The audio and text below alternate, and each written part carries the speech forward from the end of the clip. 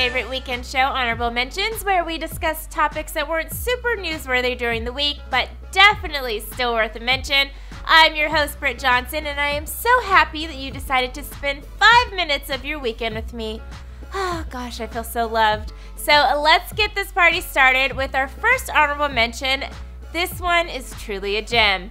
Former NFL coach Jim Mora. You might remember Jim Mora from this phrase: playoffs, playoffs, don't talk to me about playoffs. Well, on Monday, Coach Mora was doing an interview with WDSU in Louisiana. Shout out to the boot.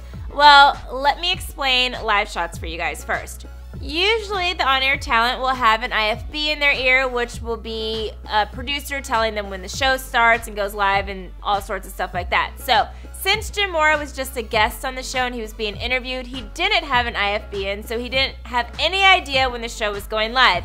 And because of that, this little Jim is now live TV bloopers highlight reel material. Check this out. Jim, the less patient you get with us, is that true? Who said that? Scott. Tell Scott he's full of shit. It's okay. It's Sorry okay. about that. He's full of it. How about that? Yes. Oh gosh, you gotta love local live TV.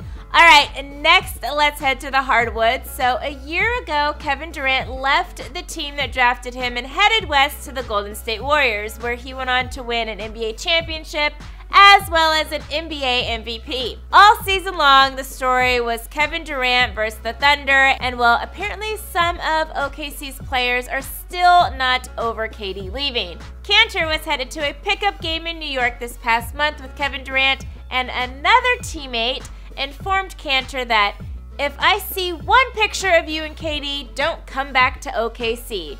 Well, on the Time Out with Taylor Rooks podcast, Cantor explained it all. Check it out. One of my teammates, like a couple of weeks before that scrimmage game, said, if I see one picture of you and KD, because he knows that KD live in the same apartment with me, don't come back to OKC.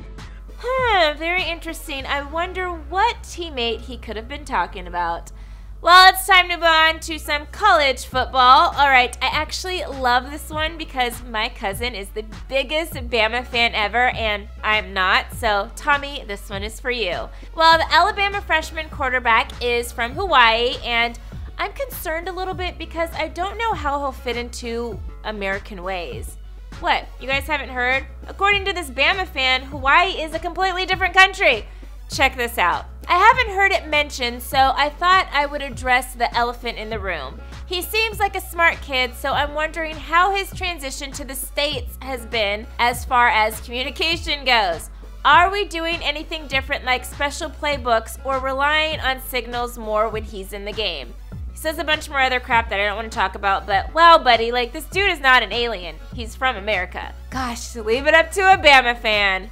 Alright, so I'm going to leave you guys with this one today, which is a word from the wise: never underestimate anyone. So I'll set this up real quick for you guys. It's a college football tailgate. A guy with a broken arm and an LSU fan get into a little exchange, and then this happens. Oh shit! Oh!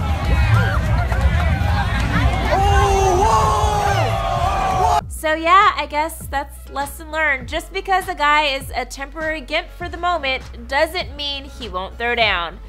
That's going to be a wrap for Honorable Mentions today. Make sure you like, subscribe, shop the Fumble store, and I'll see you guys next weekend.